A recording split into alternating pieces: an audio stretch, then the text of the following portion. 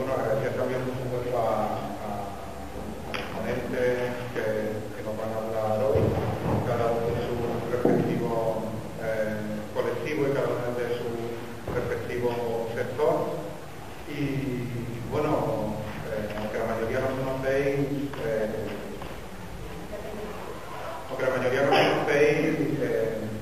presentaré al colectivo al que represento y que organiza el acto, que es Andaluces de Alcalá, que bueno, va a cumplir ya 3 años que hace que se constituyó. En cada una de las siempre hemos dejado el manifiesto fundacional con el que nacimos y una ficha por si queréis seguir recibiendo información del colectivo o colaborar de alguna manera. Y bueno, nace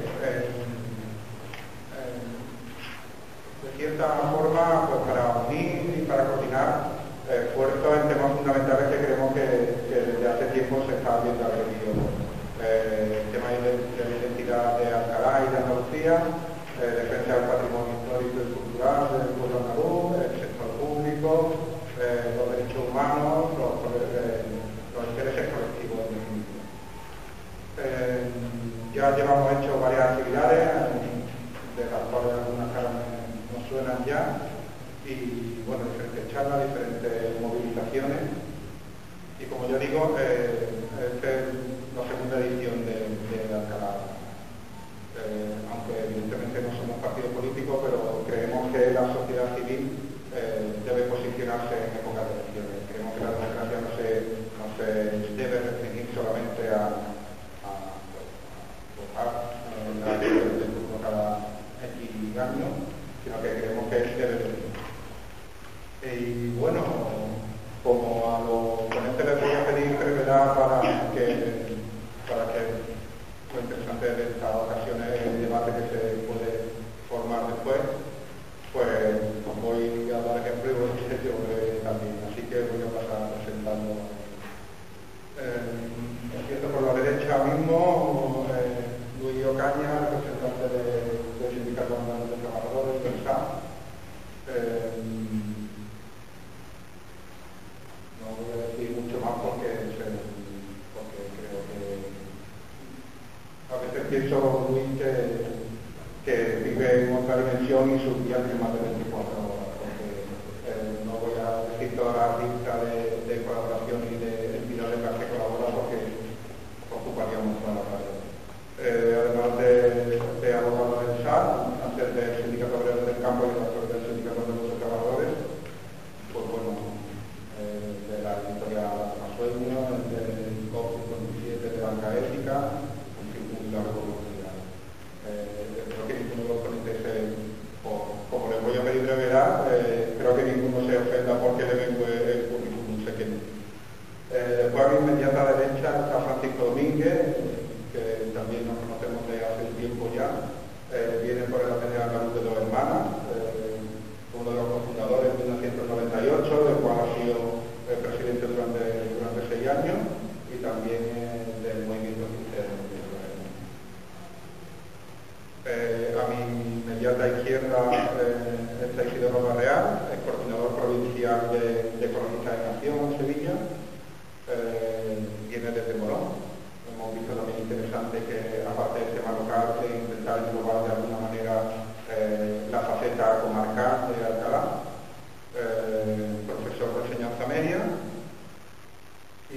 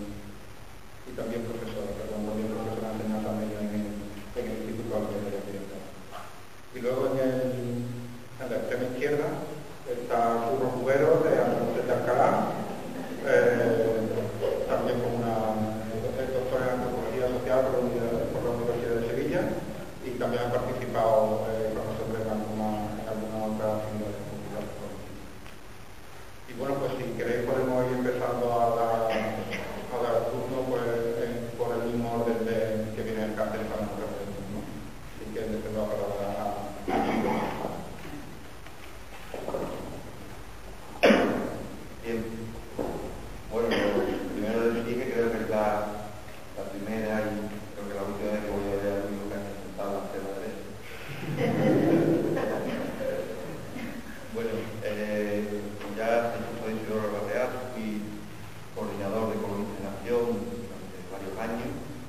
Actualmente soy, solo recapitulando, no soy miembro del CAP, actualmente soy concejal del Ayuntamiento de Morón por un partido local que formamos justo coincidiendo, visto la fecha y coincide justo con la formación de Andalucía de Alcalá, que es la Asamblea Moronera Alternativa, Morón. Nos presentamos a las elecciones municipales, sacamos 3 concejales y creo que contribuimos a romper una mayoría hiper mega absoluta que había allí de la derecha, ¿no?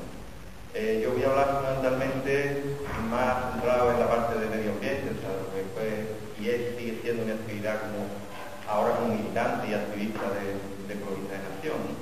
Bueno, yo quiero decir que en principio yo entré en el mundo del ecologismo desde lo local, o sea, desde el tema de la sierra de mi pueblo, que yo veía que cada vez más, yo por aquel entonces trabajaba en Sevilla, ya decidí prácticamente volver a vivir a mi pueblo, a Morón, y entonces pues hacía mucho el camino Sevilla-Morón, y yo veía cada vez más como la sierra iba desapareciendo, ¿no? La sierra de Morón, la sierra de Cartero, los de Alcalá, la conoceréis, un boquetón que cada vez más enorme, y yo veía que iba desapareciendo. Empezamos formando una cosa que le llamamos la plataforma en defensa de la sierra de Morón, y bueno, pues a partir de ahí, sin darme cuenta, no sé ni cómo, pues acabé siendo coordinador ecologista provincial, ¿no? Fundamentalmente me dediqué al tema de cantera en general, también tema del río, antes con el tema de Guadaira, y también pues acabé en un tema bastante gordo, que es la minería ya profunda, y concretamente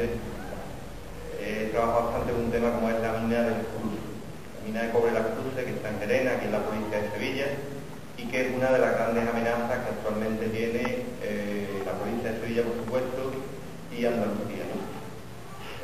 Vienen tiempos duros porque va a venir un tiempo de desregulación en materia de medio ambiente. Si ya ahora mismo, en la situación que está ahora mismo, hay leyes de medio ambiente, pero continuamente uno tiene que estar luchando para que se cumplan las leyes y pocas veces lo consigue, pues creo yo, me da la impresión de que lo que viene en el futuro, tanto por el gobierno nacional, el PP ya y el andaluz, ya veremos de qué, va a haber un proceso de regulación y el único colchón que vamos a tener, creo yo, que va a ser la legislación europea, ¿no? Va a ser lo que nos va a permitir si no se producen también de regulaciones a nivel europeo, ¿no? Volviendo al tema de la mina de las Cruces, esa mina va a presentar un problema ahora en el periodo de sequía que va a venir, porque esa mina está afectando directamente a un acuífero muy importante que es reserva de abastecimiento para el área metropolitana de Sevilla, que es el acuífero Niebla Posada, y ese acuífero, bueno, pues lo está dañando fuertemente esa mina, tanto en cantidad como en calidad. Y la última idea genial que se le ha ocurrido para solucionar los problemas de cantidad que atraviesan el acuífero y lo están prácticamente vaciando, la última idea que se le ha ocurrido es recargar artificialmente el acuífero con los vertidos de la depuradora de San Jerónimo, es decir, coger la depuradora de aguas residuales de San Jerónimo, de Sevilla, y esos vertidos que en principio ellos lo iban a usar para el proceso industrial de fabricación de cobre, lo van a inyectar en un acuífero que se supone que es de bebida, ¿no? Que es un acuífero que va a ser para beber. Bueno, ya veremos en qué acaba eso, pero la verdad que el problema de la minería en general, que yo creo que es uno de los grandes problemas de medio ambiente que vienen en los próximos años, porque hay intención de reabrir muchísimas minas de la franja pirítica de Huelva y Sevilla, ¿no? Empezando por la de Río Tinto, y como la memoria es muy corta, hoy leía un artículo en un blog, ¿no? Que hablaba de la memoria de Pez, como la memoria es muy corta, lo de Bolidén se olvida rápidamente y bueno, pues van a abrir minas sin la suficiente seguridad ambiental, ¿no? En Río Tinto, por ejemplo, hay allí unas balsas ahora mismo con residuos acumulados todavía de cuando funcionaba la mina, que tiene pues casi 3 veces más que lo que reventó en Anascoya, ¿no? Entonces van a poner en funcionamiento una mina sin solucionar previamente qué van a hacer con esas balsas que ya están están llenas. O sea que cuando se ponga a producir la mina, pues no sabemos exactamente cómo van a solucionar esos problemas. Con respecto al... Yo ya dije que empecé en Morón con el tema de la tierra, acabé como coordinador provincial de ecologistas, bueno, las cosas, y ahora ya digo que he vuelto a Morón al tema, en este caso político, un pequeño partido político, local, porque bueno, nos vimos en la situación que miraba un poco, creo, como la sensación que puede tener todo el mundo para la elección este domingo. ¿Qué coño hacemos este domingo? Yo no sé si mucha gente aquí tiene la pregunta resuelta, yo no la tengo. Nosotros evidentemente no nos presentamos a las elecciones de hoy. Bastante hemos tenido con las municipales del pueblo que todavía estamos cansados.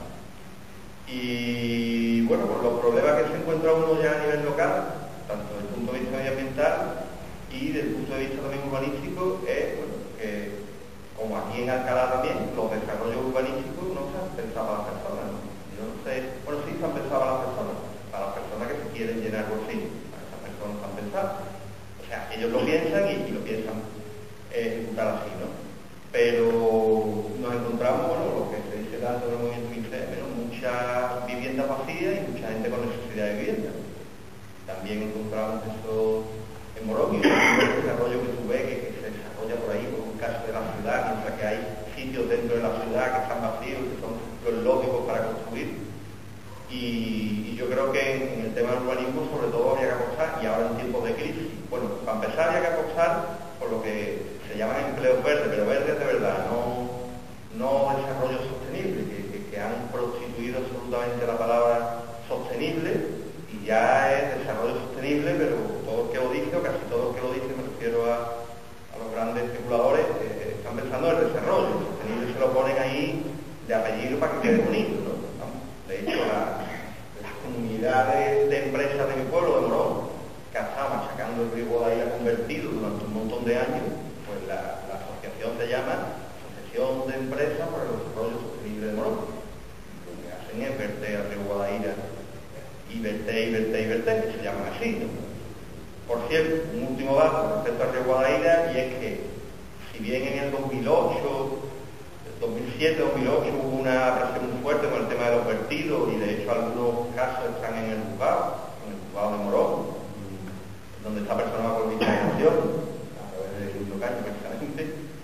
Estamos ahora en el 2012, ahora se va a ver esa causa. Bueno, pues tenemos conocimiento de que hace ya prácticamente casi 2 años que los medidores de contaminación, el sistema de medición de contaminación no funciona. Los datos ya no están llegando a donde tenían que llegar.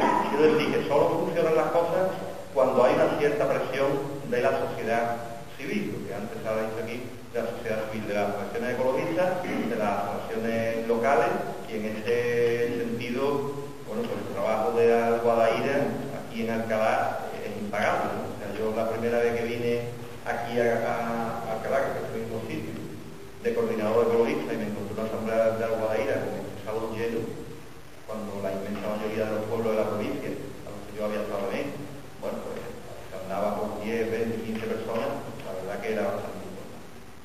Bueno, pues yo con esto voy a dejarlo, porque creo que he mezclado bastantes temas diferentes, pero creo que también quizás lo más importante de este acto, como es que luego tengamos tiempo para tener un buen diálogo, preguntas y cuestiones que ustedes pueden interesar. Muchas gracias, señor, por supuesto. Y bueno, el segundo ponente es Luis Ocaña, que va a hablar sobre paro y reforma laboral.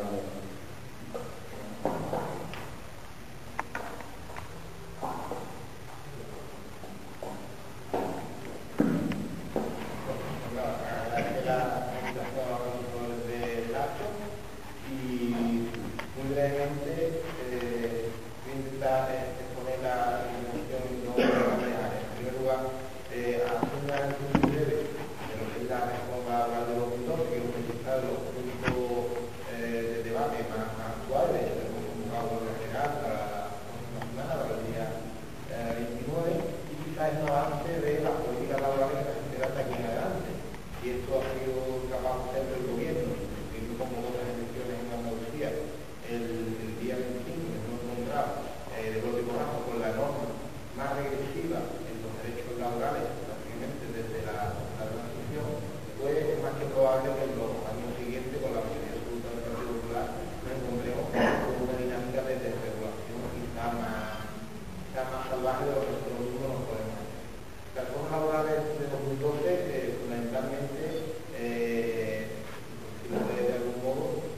4 grandes áreas en las que el gobierno del Partido Popular pretende incidir en el mercado de trabajo. En primer lugar, incorpora la lógica de la privatización al mercado de trabajo, porque establece ya la posibilidad de que las ETT, la inversión de trabajo temporal, intervenien en el mercado de trabajo no solamente para aquellos puestos de trabajo de carácter temporal, como ya sucedido hasta ahora, sino también que operen como agencias privadas de colocación para cualquier tipo de contratación. Por lo tanto, el INEM, el Servicio de Salud Europeo, va a reducir la práctica de competencia y va a haber mucho más margen de maniobra para un nuevo tipo de empresas privadas que se van a dedicar a practicar con mano de obra, es decir, a cobrar porque la gente pueda buscar un trabajo. En segundo lugar, hay otra medida también muy importante en la oleada de privatización que más que probablemente va a venir, que es el tema de la intervención de las mutuas en la gestión de la incapacidad temporal como regla general. En vez de fomentar el sistema de seguridad social y de evitar que sean las mutuas patronales, que en empresas privadas quienes gestionen la salud de los trabajadores que han sido accidentados, mediante la reforma laboral lo que se va a hacer es que se va a poner en manos de las mutuas patronales, que no de las empresas privadas, la gestión de la incapacidad temporal de la enfermedad de aquellos trabajadores que estén en situación de incapacidad temporal por enfermedad común. Si a esto añadimos que desde el gobierno se nos están mandando mensajes continuados de la posibilidad de ir introduciendo fórmulas de lo que ellos llaman el copago, en realidad no tiene nada de costo, simplemente pagar por el acceso a la seguridad social, pues nos vamos a ver en un escenario en el cual la intervención privada en determinados apartados del mercado laboral va a ser cada vez más importante y además, lógicamente, va a responder a la situación del beneficio de aquellas empresas que gestionen tanto la colocación de los trabajadores, la gestión de su salud o incluso en nuestro sistema de seguridad social. El segundo gran apartado que incluye la reforma es el tema de la flexibilidad, que era una de las grandes demandas de la gran patronal, fundamentalmente de la COE, y se va a permitir dos tipos de medidas que lógicamente también van a incidir desde un punto de vista muy negativamente en el mercado de trabajo. Por un lado, está la posibilidad de que los empresarios distribuyan unilateralmente el 5% de la jornada de trabajo, que quiere decir que si un trabajador a tiempo completo trabaja una media de 1.800 horas al año, el empresario puede decidir de esas 1.800 horas cuándo trabajará ese trabajador durante 90 horas al año, es decir, esas 90 horas se podrán distribuir regularmente en horario nocturno, horario efectivo, en horario fuera de lo que es la jornada ordinaria pasada que ha sido hasta ahora. Se abre de esa manera la posibilidad de que sea el empresario que unilateralmente modifique lo que es la jornada laboral igual. Y por otro lado, se incorpora una medida que bajo mi punto de vista es de la que pasa más desapercibida y lo que trata las más peligrosas, y es que los trabajadores que tengan un contrato a tiempo parcial puedan realizar horas extraordinarias. Esto, bajo mi punto de vista, me apunta a la lógica, puesto que si tenemos un trabajador que no llega a completar su jornada ordinaria de 8 horas, la medida razonable hubiera sido que se prorrogue su contrato de trabajo sin carga de trabajo para convertir su puesto de trabajo, que actualmente es un puesto de trabajo precario, un trabajo de la parcial, en contratos a una argumentación. Sin embargo, lo que se va a facilitar de esta manera es que prácticamente sin previo aviso, prácticamente sin control, como se dice a día de hoy con el tema de las horas extraordinarias, con los empresarios determinen cuándo van a echar fuera los trabajadores que están a tiempo parcial. Y ahora, claro, nos vamos a encontrar que muchísimos contratos a tiempo completo no van a seguir siendo contratos a tiempo completo, sino que se van a reducir a contratos a tiempo parcial y esas horas extraordinarias se echarán cuando la empresa le convenga sin prácticamente planificación ni aviso previo al trabajador. Y además bajo la coacción absoluta de que el que no lo ha hecho, pues lógicamente será despedido tal y como viene ocurriendo a día de hoy en el mercado. El tercer punto del que inciden también es un ataque a la línea de explotación del caso del sistema de relaciones laborales en el Estado, es el cambio en la articulación del sistema de negociación colectiva. A día de hoy, el sistema de negociación colectiva es dos elementos. Uno, el sector de producción, el metal, la hostelería, el campo, la construcción, y dos, la provincia. Entonces, hemos tenido un sistema de convenios colectivos que prácticamente ha dado cobertura a un 92-93% del conjunto de los trabajadores, porque el trabajador que fuese siempre estará acogido a un convenio colectivo del sector y en función de qué es lo que estoy trabajando, tenía ese convenio de referencia que establecía sus condiciones de trabajo. Esto va a desaparecer porque ahora vamos a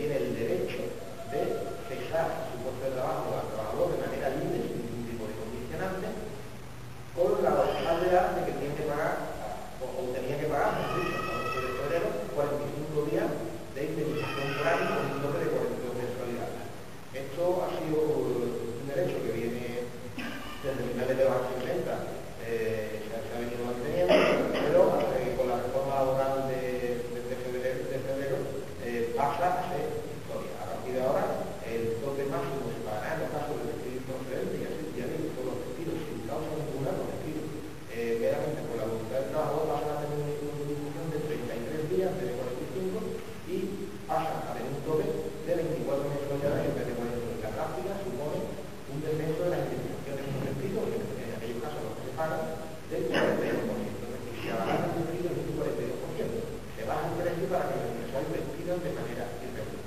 Asimismo, también se incluyen otras medidas, como son la facilitación de los despidos objetivos, y esto quiere decir que cualquier empresa que alegue no ya pérdida, sino descenso de la situación de beneficios de los últimos trimestres, pueda despedir a los trabajadores ni siquiera pagando 33 días, sino pagando 20 días y teniendo el tope ni siquiera de los 24 mensualidades, sino el tope de la mensualidad. Entonces vamos a ver también en ese nuevo escenario en el cual incluso aquellas empresas que dan beneficios, con la mera alegación de que su tasa de beneficio ha bajado, puedan proceder a este tipo de despidos en condiciones mucho más ventajosas y evidentemente más baratas de lo que teníamos antes.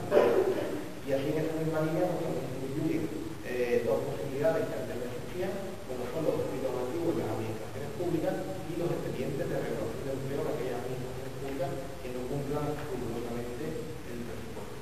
Sin duda se trata de una reforma laboral que va en la línea más liberalizadora posible, que nos va a situar en un escenario parecido a lo que vemos en las películas norteamericanas, cuando van a trabajar a su oficina, a su casa con su nombre, y que puede prever ya que el día que lo van a decidir tenga su caja con su nombre preparado y tenga los efectos personales para irse del trabajo prácticamente sin aviso ninguno y prácticamente sin derecho.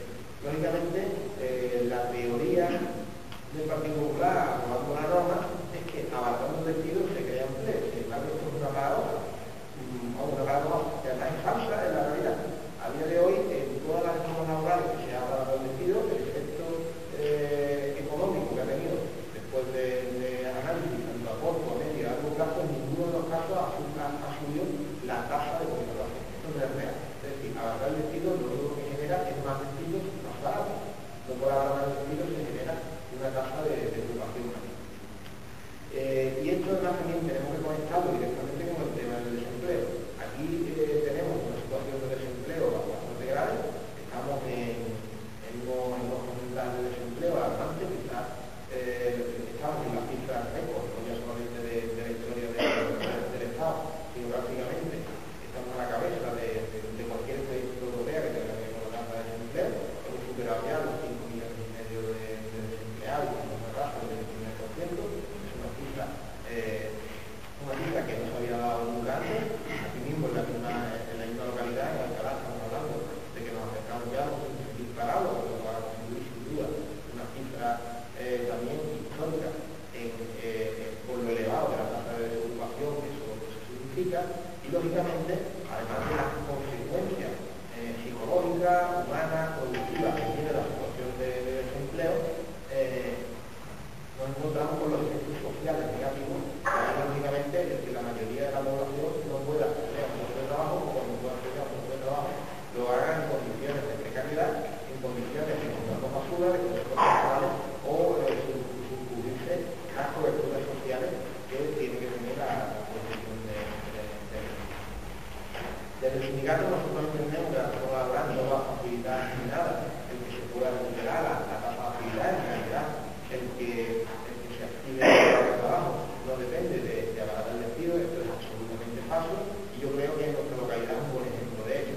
Si estamos asistiendo en el último tiempo a un desmantelamiento institucional continuado, sistemático, donde prácticamente ya a día de hoy podemos decir que una empresa que tenga más de 100 trabajadores la podemos considerar incluso una gran empresa desde el punto de vista del volumen de personas a las que emplea. Necesariamente tenemos que llegar a la conclusión de que ha cambiado el mercado laboral tal como lo veníamos considerando tradicionalmente.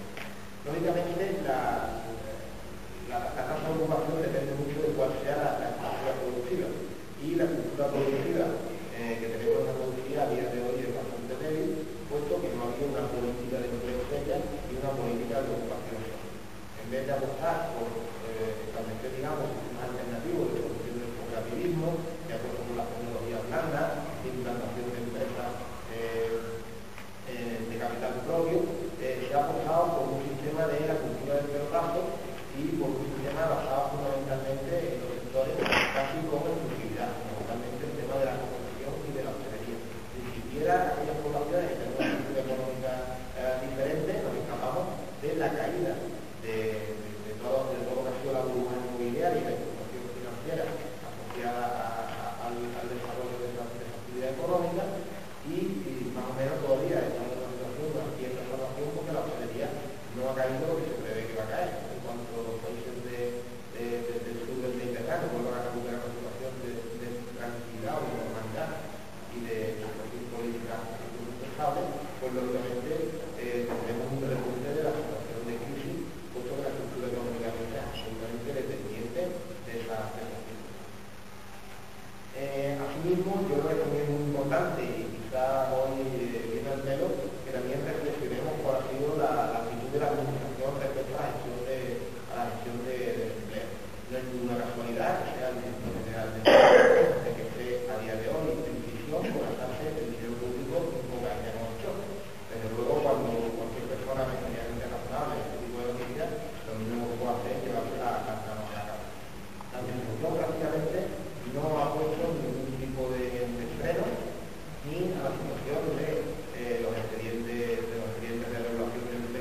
tráfico, donde el fraude y los abusos de todo tipo han llegado a ser unas cotas absolutamente desproporcionadas. Ni se ha establecido ningún plan económico de desarrollo razonable que suponga el freno a la tasa de temporalidad que estamos sufriendo. Estamos hablando de que en el conjunto del Estado tenemos un 25% de contratos de trabajo precarios. Estamos hablando de que tenemos un paro juvenil que es la cifra líder también en el conjunto de Europa, y además es una cultura empresarial que lógicamente no favorece ni la creación de empleo ni la puesta en marcha de proyectos que sean capaces de generar ocupación y un cierto empleo de calidad. Entendemos por tanto desde el sindicato que a día de hoy es absolutamente necesario en participar en las convocatorias que se realicen contra la reforma laboral de 2012, que si desde lo que son los movimientos sociales, los sindicatos y la ciudadanía mundial no somos capaces de poner freno a lo que va a ser una política de regulación absoluta de las relaciones laborales, estamos ahí avanzando en una situación infinitamente más perjudicial para los trabajadores y para las clases populares, que lógicamente nos vamos a encontrar, seguro, en este próximo periodo con desregulaciones aún mayores tanto del mercado de trabajo como del sistema de seguridad social, que es uno de los grandes negocios que está todavía pendiente de finalizar por parte del gobierno, y lógicamente hay un montón de empresas interesadas en quedarse las partes rentables del sistema, y el sistema español de seguridad social es sin duda un negocio bastante rentable, porque siempre ha sido la Cámara de la Seguridad Social uno de los sistemas públicos de justicia bastante solvencia, y en los próximos tiempos nos vamos a encontrar seguramente con un periodo de ajuste, con un periodo de reforma, con bastantes empresas en situación con impagos de nómina, con administraciones públicas que van a realizar el comportamiento de las fechas de hoy no nos han realizado, como es el caso de los despidos colectivos o de la falta de abono puntual de los salarios, y lógicamente ante eso tenemos que responder desde el movimiento sindical, ya sea a través de la convocatoria de huelgas generales, como incluso a través de la potenciación de alternativas económicas que sean capaces de alterar la realidad socioeconómica de Andalucía. Yo creo que es un poco esas dos grandes líneas que estamos promoviendo desde el movimiento sindical, y lógicamente tenemos que ser capaces de ir dándole la vuelta a la tortilla, porque el planteamiento de reforma laboral de entrada ha sido quizás el primer plato de un momento concreto que nos espera. Ya se está hablando también de la posibilidad de proceder a toda la regulación más restrictiva del derecho de huelga, y lógicamente todo esto va a ser una cascada de acontecimientos ante la que tenemos que ser responsables y plantear, digamos, las críticas y las alternativas razonables.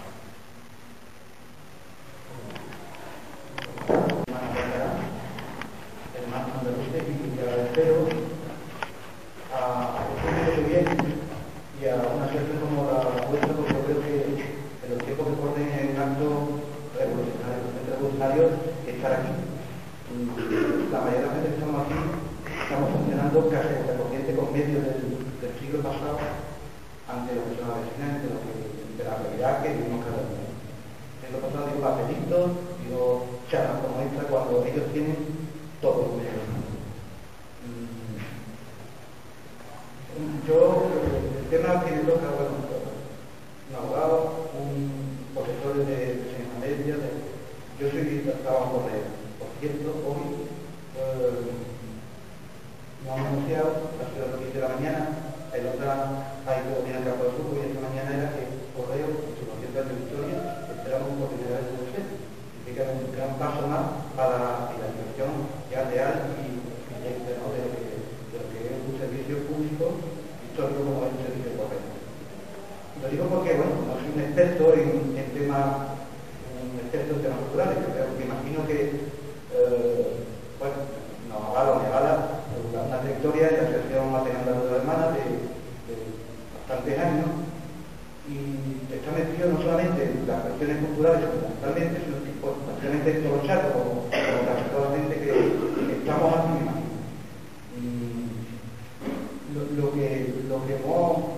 Lo que puede hacernos traer para tratar de investigar, tratar de profundizar un poco en la cuestión de la cultura de los es lo que hemos aprendido de los maestros, los modelos, de la Carolina de León, de Juan Porra, de Manuel Gil, de todos los profesores, catedráticos, investigadores, antropólogos que hemos tenido la ocasión de traer y que me imagino que ustedes también vienen teniendo, que son los que, afortunadamente, gente que han estado investigando lo que es la cultura andaluz. Porque voy a tratar de ser muy breve, porque había muchísimas cosas que hablar sobre esta cuestión, aunque antes Luis nos ha planteado un tema fundamental, que es la cuestión económica, que lo estamos viviendo cuando nos cerca. Yo creo que nos damos cuenta, y de alguna manera hay una cuestión interesada sobre toda Andalucía, de que la cuestión de la cultura no se vivencie como algo esencial también ligado a la economía. Cuando hablamos de cultura, para hablar con papeles, con datos reales, yo me gustaría que tuviéramos en la cabeza al menos el Estatuto de Autonomía. ¿Y por qué digo esto? Porque con esta ley, que es la ley de Andalucía, podríamos tener los medios suficientes para hacer el trabajo de concienciación de la identidad cultural andaluza. Sin embargo, no se ha hecho. Hoy no voy a entrar en lo que va a hacer el PP. Bueno, tiene un programa de 14 puntos donde prácticamente, igual que en otros sectores de todos los ámbitos, pues se va a plantear lo que está planteando estos recortes. Yo solamente salgo en la cuestión de autor, ¿no? Eso lo miramos. Pero el problema es que lo que hace el PP, lo que va a hacer a partir de ahora, posiblemente de una manera mucho más dura, más dejará, es lo que ha venido haciendo el PSOE en los últimos 30 años. A pesar de lo que decía antes, de que el Estatuto nos daba unos medios para utilizarlo, tanto no solamente a nivel teórico, sino también a nivel práctico, con lo que son el patrimonio histórico, como son el patrimonio museístico, con lo que es el patrimonio natural. A pesar de todos esos medios, la televisión pública, pues posiblemente por no reconocer o no tener personas que se creyeran el concepto de identidad, pues se ha ido haciendo la gestión del tema. Y ahora quiero recuperar un poquito el discurso de mi hermano Antonio Manuel, profesor de la Universidad de Córdoba, que hace una gran diferencia entre lo que es la identidad, la historia y lo que es la memoria. Cada vez que se habla de memoria, la mayoría de la gente nos suena la memoria histórica de la Guerra Civil, porque esa es la que nos ha tocado, porque la que vivimos cerca era más serena. Sin embargo, la memoria histórica es algo que nos está afectando incluso a nivel económico en Andalucía desde hace mucho más, muchísimos años. Y ahora, porque la historia, lo que es la historia es el acto, lo que se escribe. La historia, en cuanto está escrita, está muerta. Es lo que han escrito los que han ganado o lo que tratan de reescribir permanentemente. La identidad es otra cuestión. La identidad es un acto voluntario. Para tener identidad cultural, para tener identidad como pueblo, tienes que tener conciencia. Tú asumes esa conciencia a partir de que tienes los datos, de que bueno, tienes todos los elementos para poder definir lo que tú eres. Quieres ser ecologista, quieres ser vasco, quieres ser andaluz, quieres ser lo que tú quieras ser, pero necesitas conocer estos datos. ¿Y dónde están esos datos? Esos datos son en la memoria. ¿Y de dónde nos viene nuestra memoria? Pues, a pesar de que en los últimos 400 años han tratado de usurparnos aquí en Andalucía por el, entre comillas, españolismo, por un nacionalismo español, en los últimos tiempos, los últimos 30 años, es mucho más preocupante, porque también la globalización, también el concepto neoliberal de imperialismo cultural está afectándonos tremendamente. Voy a tratar de poner un ejemplito a ver si soy capaz de explicarlo mejor. Nosotros somos fruto de un origen que bueno, de distintas civilizaciones que hablan de las civilizaciones más antiguas de Occidente. Y es verdad, pero sin embargo no existe en Andalucía nadie que haya podido estudiar en la universidad la historia de Andalucía. En los colegios no se estudia la historia de Andalucía. Cuando llega fecha histórica de Andalucía, se sale con banderas de España, simbólicamente, o se sale con cualquier mitología que nos vende. ¿Por qué?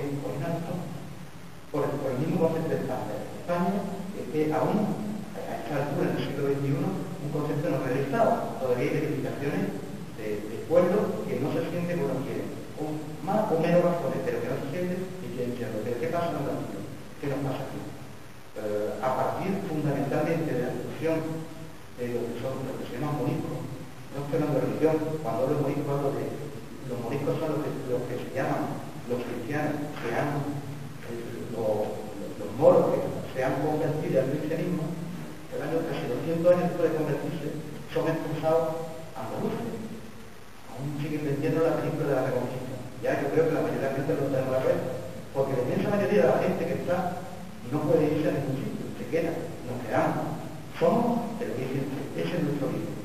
Y ese origen nos lleva a ser como somos, a hablar como hablamos en voz alta en las casas. Tiene mucho razón, a comer lo que seguimos comiendo, a nuestra religiosidad, a nuestra Semana Santa, a todo este tipo de nuestra idiosincrasia que se ha ido limitando. Incluso el flamenco. Yo me considero santiano y Dani Franco es uno de los primeros investigadores que arañan un poquito de la superficie para plantearse el origen de ese flamenco. Todavía hay flamencólogos que cuando nos dan una conferencia, nos hablan del origen de banderos, como de lo que puede ser flamenco. Imaginar, usted es capaz de imaginar a un belga, a un holandés, tocando con un sombrero cordobés. Bueno, pues eso es lo que nos están vendiendo. Tratan de desaparecer. Sin embargo, si pones un poquito el charco, ven que la palabra flamenco puede venir de la fala mencu. ¿Qué es el fala mencu? Mencu el campesino. Infante llegó después de ir a un sitio, a distintos pueblos de visitar el norte de África, trató de buscar el origen de cada uno de los sitios. No era la persona que no quería, no era el campesino que estaba regando sus tierras, era la persona que estaba enterrada, al que nadie daba una limosna cuando iba a la casa, al que tenía que ir, al que había sido su tierra pero ya no la tenía. Ese origen del Mencú es lo que hace que nos cree un trauma que aún no hemos sido capaces de reconocer y que en los últimos tiempos algunos investigadores están juntando una serie de piezas para encontrar ese origen andaluz. Otro ejemplo muy básico, y lo voy a dejar, si queréis luego entramos en cuestiones más concretas. Decía la religiosidad. Si os dais cuenta, la Semana Santa nuestra, tan peculiar, tan distinta al resto del mundo, pues si miramos justo enfrente y vemos que una niña se casa, una muchacha se casa, lo que hacen es ponerla en un patio y la pasean desde casa del novio, de la casa de la madre a casa del novio, diciéndole ole, ole, ole, hala, y tirándole rosa, exactamente igual que dicen a las vírgenes aquí. Vírgenes que, por cierto, veremos en la mayoría de nuestros pueblos, aún en nuestras casas, grandes vírgenes en la puerta de nuestras casas, o Santo o Cristo. ¿Por qué? ¿Qué estamos intentando demostrar? Pues estamos diciéndole a una institución que se funda el culto en cuanto empieza lo que es la represión al movimiento judío y el movimiento hacia el pueblo en general, es la institución.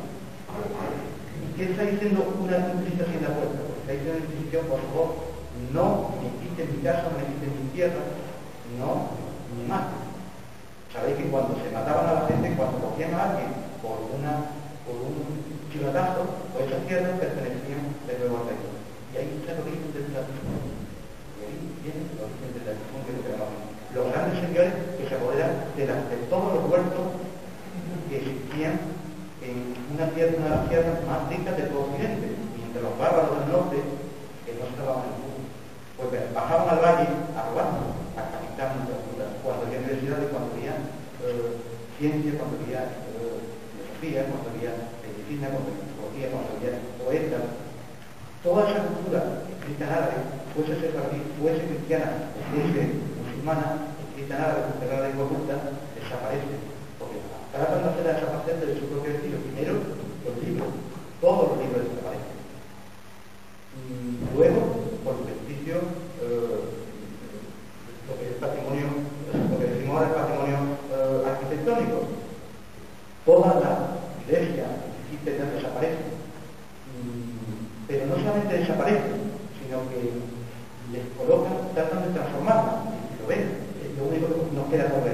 de Córdoba, que por cierto ahora quieren llamarla la Catedral de Córdoba. O sea, un turista que llegue y pregunte por la mezquita, le van a decir que ya hay mezquita en Córdoba. Bueno, pues eso que hace que a cada uno de los minaretes los que vienen lo que es la torre minarete los que vienen con una campana es precisamente para la demostración del poderío cristiano y de la dominación de todo el pueblo, ¿no? Hay una familia cristiana que me dio hace unos años ya, que cantaba un fandango que decía qué bonito está Sevilla mirando la Triana, viendo la Torre del Oro sin campana. De alguna manera, su memoria histórica, esa que tenemos en la genética, que no reconocemos, pues le estaba diciendo que es lo que nos queda. Esa es la cristera. Ella no es, por supuesto, no musulmana, ella es lo que somos nosotros, de nuestra cultura cristiana. Todos, cada uno, cuando nuestros padres, nuestros abuelos se lavaban, remangaban las manos, en la palabra, hay que palabras más modas, se lavan en la cara, se juntan por atrás, se escupen y nada de todo eso. Igualito que hacen los musulmanes antes de rezar. Cuando comemos un puchero, en algún sitio todavía se llama la olla podrida, o aquello de que le echaron el tocino, tuvimos que echar el tocino a la fuerza.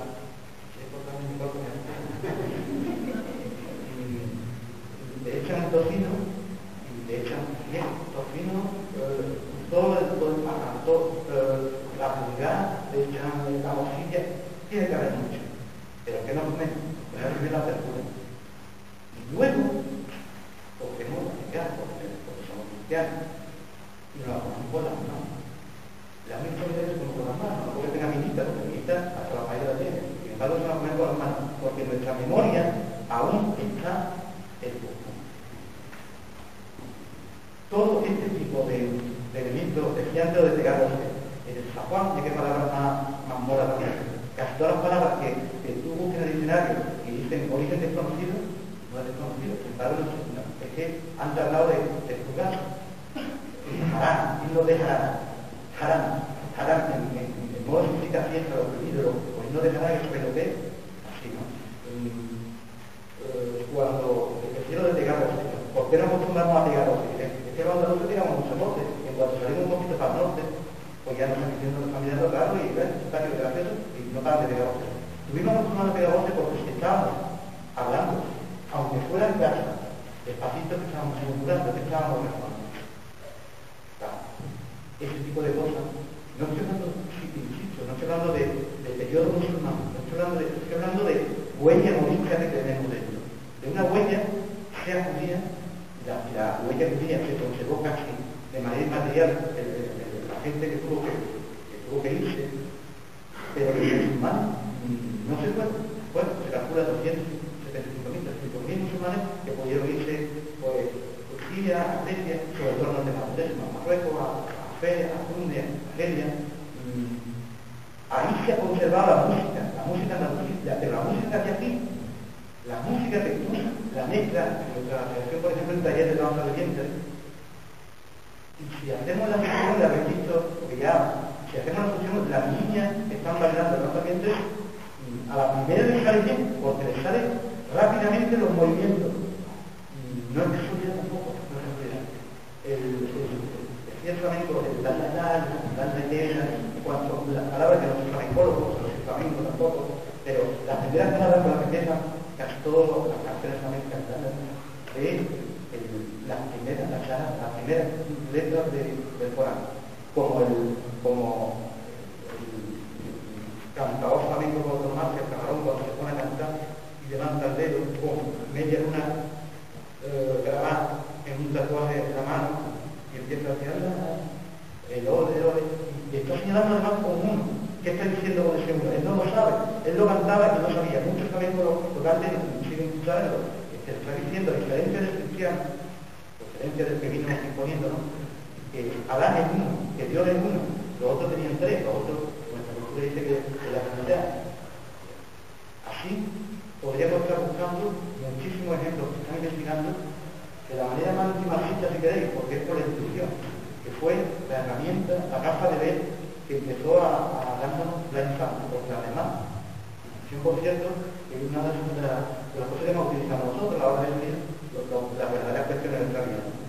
Entonces, más que hablar de cultura, yo quería eso precisamente, introduciros en unos temas que muchas veces nos dejamos, y es que nuestra identidad, que en los últimos tiempos hay un verdadero peligro de perderla por la globalización y por el montaje que nos están haciendo a todos los niveles, porque lo que es la industria, el mercado, que la Junta de Andalucía, también este tema ahora va a redoblar, ha hecho que la cultura, cuando digo industria, no está diciendo que dejaron de subvencionar asociaciones culturales para crear industrias culturales verdaderas, lo más contradictorio del mundo, verdaderos emporios culturales que son los que recibían los dineros. Si la cultura, incluso los conceptos más básicos que plantea dentro de lo que es cultura, están dirigidas para preservar lo que son valores culturales de los pueblos, ¿cómo se junta eso con lo que es los intereses de los mercados?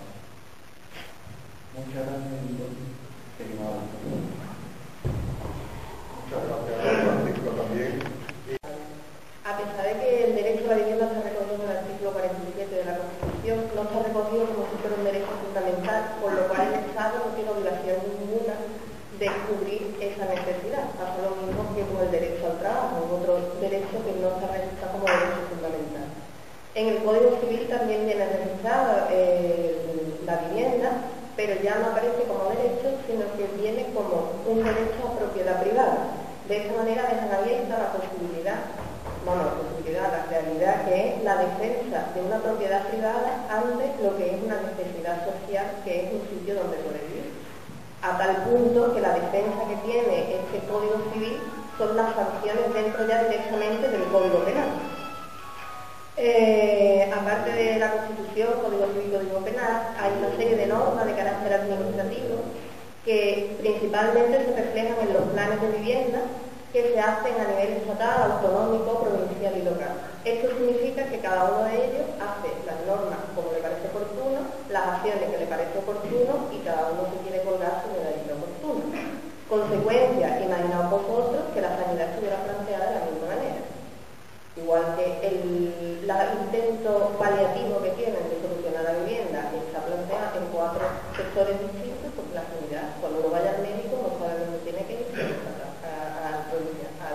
¿vale? Es una cosa que es un poquito incongruente.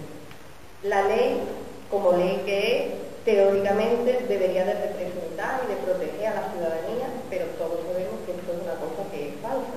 La ley está planteada de manera que se protege a la propiedad privada, a los beneficios de los mercados y el principio a los políticos, ya que esa separación que debe de haber entre los distintos poderes en la actualidad no es algo existente, con lo cual yo desde aquí y desde la Asamblea nuestra pedimos que a la gente que se le pierda miedo a la ley, que la ley es una cosa que va siendo cambiante a lo largo del tiempo y que se modifica dependiendo de las capas políticas que hay en cada momento, sin tener en cuenta las necesidades reales de la mayoría de los ciudadanos que somos nosotros los que estamos aquí.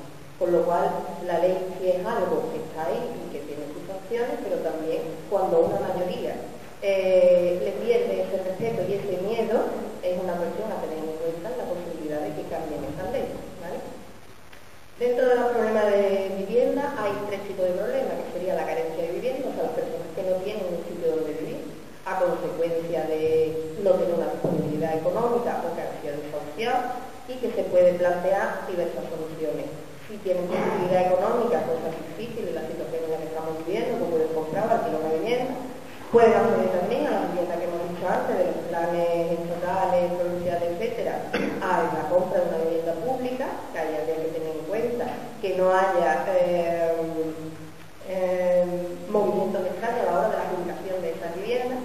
Y por último, una solución también muy factible, que sería la ocupación de viviendas que están vacías, que da la situación que se está viviendo en el país, pues una de las medidas bastante acertadas. Otro de los problemas de la vivienda es el déficit de habitabilidad, que depende si hay hacinamiento, tener en cuenta que la familia que se queda sin techo, una de dos, o se queda en la calle, o a casa de otro familiar a vivir, y eso genera un hacinamiento dentro de esas casas, y una pérdida de la calidad de vida, tanto de la familia que recibe como de la familia que es acogida. También hay déficit de habitabilidad por chabolismo o por una situación precaria de la vivienda, que se suele dar esa situación precaria en los regímenes de alquiler, que los propietarios de la vivienda no se hacen cargo del mantenimiento de la misma para los inquilinos.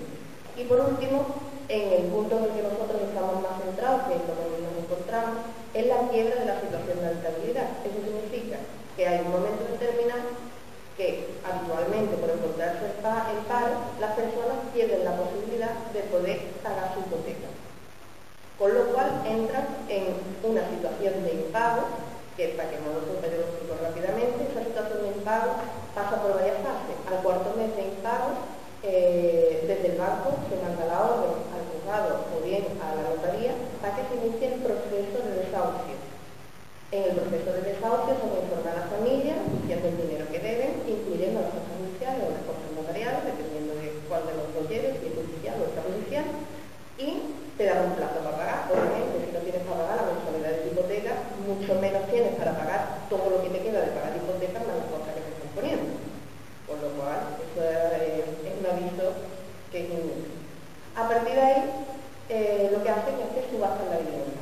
Normalmente, en la situación actual, la compra de la vivienda la lleva a cabo el banco por el 60% del valor de tasación, pero no la tasación que hicieron a la familia hace 5 años con el valor especulado de la vivienda, ni muchísimo menos, con la tasación de hoy día en vacas flacas.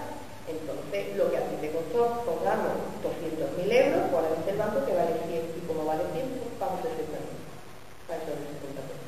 Entonces, tú te quedas con toda la deuda restante, con todas las cosas judiciales, y el banco se queda tu casa. Y el negocio para ellos es absolutamente redondo, ¿vale? ¿Medidas a tener en cuenta con respecto a esta situación? Pues las medidas tenemos dos posibilidades, o la resistencia al desalojo, o bien la ocupación de otra vivienda. La resistencia al desalojo, el problema que tiene que es que, y las personas que hayan estado o lo hayan visto en televisión o en internet, es una medida que es algo a corto plazo, porque si no echan a la familia la primera, van a echar a la segunda y si no a la tercera. Eso depende de la cantidad de policía que van a que se pongan en la puerta. La cuestión es que en última instancia van a echar a la familia, van a proceder lo que es el lanzamiento de la vivienda. Y la segunda opción, la que me he dicho, que sería la ocupación de la vivienda. Si se ocupa la misma vivienda que uno poseía anteriormente, incumple dos delitos. Uno civil, que está penado con multa, y otro penal por desobediencia civil, que ya está penado con cárcel directamente. Pero si se ocupa una vivienda distinta a la tuya, lo único que tiene sería una pena civil, penada con una multa económica. Entonces, las opciones ya están dentro de cada una de las personas que son desahuciadas, decidir lo que quieren hacer. La situación que tenemos aquí en Alcalá de Guadaira, por lo que hemos calculado aproximadamente, hay más de 200 familias que se encuentran en esa situación que nosotros sepamos. Ahora bien, nos faltan datos de lo que son las familias que están en esos primeros meses de no pagar su hipoteca, que a medida que va pasando el tiempo van aumentando. Tengamos en cuenta el dato que ha dado antes Luis, que tenemos como unos 15.000 parados en Alcalá de Guadaira, que son personas que no están recibiendo ingresos como para poder cubrir sus gastos, y entre sus gastos, uno de ellos son las hipotecas o alquileres que tenían, ¿vale? Y también nos falta el dato de las personas que ya han vendido su vivienda, que en el transcurso desde que empezó la crisis económica hasta el día de hoy ya han perdido su vivienda. Entonces, pensar que estas más de 200 familias son muchas más familias, y que las familias no es únicamente el dueño y la dueña de la vivienda. Las familias son el dueño y la dueña, los hijos que tengan, sus padres, sus primos, sus sobrinos, sus amigos. Entonces, el drama familiar que se está generando dentro de la sociedad es inmenso. Y el colchón de las familias cada vez va desapareciendo más, porque la crisis afecta a todo el mundo por igual. Bajadas de sueldo, pérdida de trabajo, incremento del coste de la vida, aumento de luz, agua, lo que todo el mundo tiene todos los días en su casa. Entonces, esto permite a las familias que sí pueden tener un poquito de nivel adquisitivo, ayudar a otras. Con lo cual, la situación va empeorando de manera exponencial. A la vez que una familia también se queda sin vivienda, se están vulnerando una serie de derechos básicos de las personas, como es el derecho a tener una familia, o el derecho a que unos hijos crezcan de manera digna en su casa, con su sitio. Derecho, por ejemplo, al desarrollo personal. Si tú tienes un lugar donde vivir, no estás eso son una serie de cosas que van todas unidas. Cuando una persona pierde su vivienda, no es solo que pierde paredes y techo, pierde muchas cosas junto con esto, pierde muchas posibilidades. Y además, lo que os comentaba antes, pierde todas esas posibilidades y le condenan de por vida a la familia completa a tener una deuda que no van a poder afrontar nunca. Porque esa hipoteca, esos costes, y además, como no puedes pagar, pues eso va aumentando. Pues eso va a tener una serie de intereses, de costes, de sanciones por impago, eso es una bola que va aumentando cada vez más. En el supuesto de que la cosa es arreglada, de que uno encontrara trabajo, un tema, ¿cómo paga vivir un piso para poder vivir sin tener que estar ocupando una vivienda y arriesgarte a algún tipo de sanción y pagar todo lo que tienes atrás? Es una cuestión imposible. Están condenando a las familias a estar así de por vida, una tras otra, y que son muchas familias. Lo que tenemos que ser conscientes es que son muchas familias y es un sufrimiento generalizado y es una cosa que va a aumentar con el tiempo de una manera increíble. En la Comisión de Negocios nuestra llevamos visto alrededor de unas 100 familias aproximadamente. Hemos resuelto algunos de los conflictos. Lo que pasa es que la mayoría de los conflictos que tenemos, a la hora de resolverlos, la legislación no permite soluciones reales, porque la dación en pago no existe y lo único que hay es posibilidad de ampliar el periodo de pago de hipoteca, de renegociar la deuda y bajar la mensualidad durante un tiempo determinado, de establecer una ley de moratoria, dejando que la familia pueda conseguir, a ver si le da tiempo de conseguir un trabajo o algo semejante, para intentar solucionar eso, pero todo eso es un parche, no son soluciones reales. No tenemos opción a poder darle a la gente soluciones reales de los problemas que están teniendo. Lo último que ha salido ha sido el Código de Buenas Conductas. Es una farsa, es una estafa, porque si os he dicho que tenemos 100 familias que llevamos a 3 días, de todas esas 100 familias únicamente se pueden acoger al Código de Buenas Conductas 3, ninguna más, porque te exigen unos condicionantes que no van acorde con la especulación económica que ellos han tenido antes. Te exigen que por la cantidad de población que hay en Alcalá de Guadaira, la hipoteca no ascienda más de 120.000 euros. Y además que estés en situación de que pueda llegar a la indigencia. Entonces, nada más que con el coste de la hipoteca, ahí ya, olvidémonos, ¿cuántas hipotecas hay de 120.000 euros en los últimos 5 o 7 años? Es que todas eran superiores, ¿vale? Entonces, ese código de una práctica es un lado de cara, es muy bonito sacar un titular que el PP ha hecho algo para que se haga una dación en pago, pero la realidad es otra distinta. Cuando se llevó a cabo a principio de enero la votación de una dación en pago que se acercaba más a la realidad que se está viviendo, el PP votó en contra y el PSOE se abstuvo, con lo cual no hubo dación en pago. Y con eso quiero reflejar yo, en vista de que esta charla va orientada a las elecciones autonómicas, que seáis conscientes que estos dos partidos mayoritarios, este bipartidismo, condena a la familia de por vida, condena a los propietarios, a los hijos y a todos los familiares que están alrededor a una situación desesperada. Las acciones que llevamos nosotros, ya lo he dicho, que es la negociación de los bancos, asesoramos a las familias, los pasos que tienen que ir siguiendo, les ayudamos a solicitar un nuevo beneficio, que ya hemos conectado de los abogados oficios de aquí de Alcalá de Guadaira. Dentro del pueblo tendrán que mandar abogados oficios de otras localidades. Hacemos lo posible para apoyar psicológicamente a estas familias. Y una cosa que tenemos clara y que no va a ocurrir, es que ninguna familia de esta localidad se va a quedar sin un sitio donde vivir. La manera se encontrará, la manera está, pero ninguna persona se va a quedar en la calle. ¿Vale? Con respecto a nuestro querido ayuntamiento, pues la implicación política en el tema de los desahucios es nula. De hecho, hay concejales que ignoran qué significa dación en pago. La vida que tenemos, que no se sepa lo que es dación en pago, viviendo en un universo paralelo totalmente distinto al de las personas que van andando por la calle. Y la ayuda directa hacia nosotros, hemos de decir que el concejal de Servicios Sociales, que ha colaborado con nosotros, nos ha cedido un espacio para que se pueda atender a las familias, etcétera, pero ya están viendo la manera de poder echar de ese despacho. O sea que es una ayuda un poco extraña. O sea, una de las personas del ayuntamiento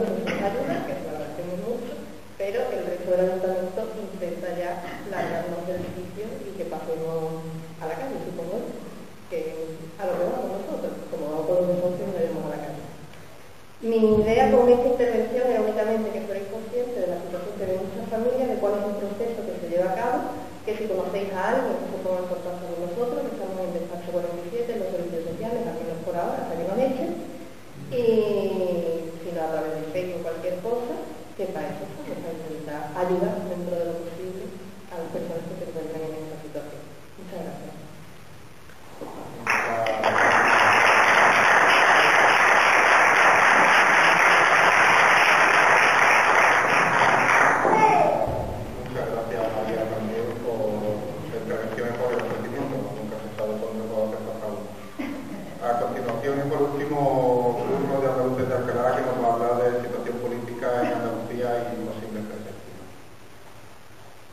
Bueno, yo lo que voy a hacer es, teniendo en cuenta que faltan 4 días para unas elecciones, voy a poner aquí, intentando ser lo más breve posible, qué lectura hacemos desde el colectivo al que pertenezco, que es Antonio de Alcalá, qué lectura hacemos de la situación política actual y cuáles son las perspectivas que desde nuestro punto de vista serían deseables de cara al futuro. Subrayo no es deseable porque la situación política actual sí que me parece bastante indeseable, como supongo que muchos de vosotros. En otras elecciones ha habido un mayor disenso en la lectura de la situación política. Los distintos partidos, los distintos medios de comunicación han tenido opiniones enfrentadas y en esta, curiosamente, lo que observamos es un aparente consenso en torno a la idea de la crisis. Ustedes habrán escuchado 200 millones de veces en los últimos meses que estamos en crisis, que se está agravando la crisis, que lo que nos pasa es por la crisis y que estas elecciones deben servir para salir de la crisis. Aquí en las intervenciones de mis compañeros de mesa también ha salido varias veces la palabra crisis. Bueno, a nosotros creemos importante que problematizar esa palabra de crisis bajo el aparente consenso que hay sobre que estamos en crisis, se esconden lecturas muy diferentes de la crisis. Los partidos políticos mayoritarios, los medios de comunicación más poderosos, en definitiva, los actores sociales que tienen una mayor influencia sobre la sociedad, están haciendo una lectura de la crisis que desde nuestro punto de vista es incompleta, es errónea y por eso mismo dificulta su solución. Normalmente estos actores hablan de la crisis en los términos de una crisis económica global. Ustedes seguramente habrán escuchado muchas veces estos apellidos, ¿verdad? Entonces, económica y global. Siempre se tiende a enfatizar la dimensión económica de la crisis y también la dimensión global de la crisis. Nosotros creemos que esto merece ser repensado y no ni por un afán de deleite intelectual, sino porque si no hacemos un buen análisis de lo que está pasando, probablemente no lo vamos a solucionar. Desde nuestro punto de vista, esta crisis, que ellos dicen económica global, ni es solo económica, ni es solo global. Voy a intentar poner esto brevemente para que después pueda explicar cuáles son, desde nuestro punto de vista, las perspectivas deseables frente a lo que está pasando. Digo que, en primer lugar, a pesar de lo que uno observa en los debates políticos de estas elecciones y en los grandes medios de comunicación, etc., la crisis no es solo económica. Es obvio que hemos llegado a un punto de crisis en los mecanismos de producción, distribución y consumo de bienes y servicios. Eso también tenemos que saber. Pero al mismo tiempo, desde nuestro punto de vista, estamos asistiendo a otras crisis de las que no se está hablando nada. Por ejemplo, estamos asistiendo también a una crisis institucional. En esta sociedad hay una parte de la población que cada vez es mayor, que está ya cuestionando abiertamente la legitimidad de las instituciones. Y con razón. Hay mucha gente que empieza a pensar que las decisiones que afectan a nuestra vida no las controlamos nosotros. El PINCEM en ese aspecto es una expresión muy directa, ¿no?, de esta crisis de las instituciones, pero hay otros síntomas que no son tan explícitos pero que son igualmente significativos. Baja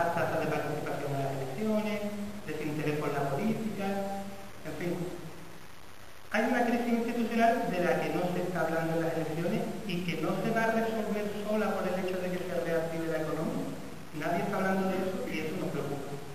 Hay también una crisis medioambiental que siempre se deja en un segundo plano, parece que siempre hay tiempo para resolver eso, pero es que ya sabemos con certeza que el modelo de sociedad en el que vivimos no es sostenible a largo plazo.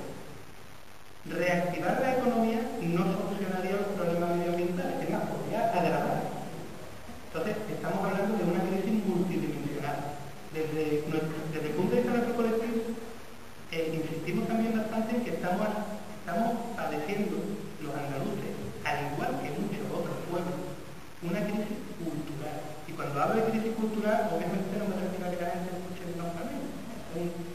No me estoy refiriendo a la cultura en el sentido de folclore o de tradición. Me refiero a que nuestra manera de relacionarnos, nuestra manera de sociabilizar la calle, nuestra manera de ocupar los espacios públicos, se está viendo obligada a adaptarse a marcha forzada a un modelo de sociedad que nos impone desde fuera, fundamentalmente los mercados de capital. Por tanto, bueno, yo voy a poner un ejemplo muy breve, ¿no?, sobre esta cuestión de la crisis cultural para que nadie lo malinterprete. Cuando se prohíbe una lengua, todo el mundo entiende que hay un ataque a la cultura. Pero, por ejemplo, en la Andalucía se están eliminando sistemáticamente espacios públicos de reunión por privatización o por vaciado de las plazas públicas, etcétera. Eso obviamente dificulta darle continuidad a nuestras pautas de sociabilidad, por lo cual marca un problema en nuestra cultura. Bueno, esto es solo un ejemplo. Lo que me interesa enfatizar es que esta crisis no es solo económica, es también, como mínimo, institucional, cultural y medioambiental. Y luego hay otra cuestión que también nos preocupa, que es lo de la crisis global. Nosotros lo que observamos en los debates que se están produciendo alrededor de estas elecciones y en general en los debates políticos que tienen lugar en Andalucía es que siempre se pone el acento en la dimensión global de la crisis. Y la dimensión global de la crisis no es la única. La crisis tiene detrás factores globales. Está claro, ¿no? La liberalización de los mercados de capitales, la precarización de los mercados de trabajo, esos son factores globales que afectan a muchos pueblos. Ahora bien, la manera en que se materializan las consecuencias de esos factores depende de los territorios de los que hablemos, depende de las sociedades sobre las que actúan. Te voy a poner un ejemplo muy breve. Hace un mes y pico, antes del congreso en el que se trabajó sobre defenestración, Carmen Chacón estaba haciendo una entrevista en Radio Nacional y le preguntaba al periodista que cuál era la consecuencia de la crisis, digo ahora entre paréntesis, económica, porque ya les he dicho las otras no existen para ellos, o sea, cuál es la consecuencia de la crisis que más te preocupa. Y ella decía que lo que más le preocupaba de la crisis era la desindustrialización.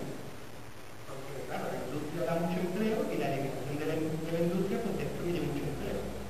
Claro, cuando yo escuché eso, bueno, es obvio que esta mujer, no con mala intención ni nada, pero es obvio que está pensando en su Cataluña natal, que es donde la crisis se va a estar manifestando en la forma de una desindustrialización. Aquí, la crisis generalmente tiene otros efectos, entre otras cosas porque aquí hay poca industria que se mantiene. Lo que quiero decir con esto es que la crisis económica, no por el hecho de estar motivada por unos factores globales, deja de tener una dimensión local. Nos afecta de una manera que tiene que ver con nuestra estructura social, con la realidad en la que vivimos. Y lo mismo se puede decir de las otras crisis de las que hablamos. La crisis institucional no está teniendo solo lugar en Andalucía. Obviamente hay otros sitios donde la gente empieza a cuestionar las instituciones. Pero aquí, la propia debilidad de la estructura social andaluza, los bajos índices de asociacionismo, las desigualdades sociales, favorecen, por ejemplo, que la crisis institucional se manifieste en una red clientelar bestial y unos índices de corrupción impensables en otros sitios. La crisis medioambiental, pues, obviamente no es algo que tenga solo lugar aquí, pero también es cierto que tiene aquí sus manifestaciones diferenciadas: la desecación de los acuíferos, la construcción bestial de la costa, los campos de golf. Recogiendo los dos argumentos que he presentado, si he dicho que la crisis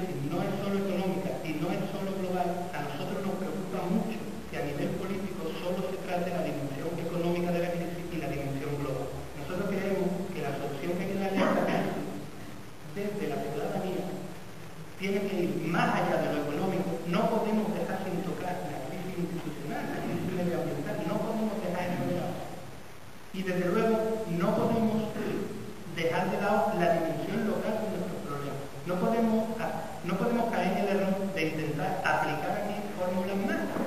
No podemos decir, aquí vamos a hacer lo que han hecho en Islandia. No, es que Islandia es Islandia y esto es distinto.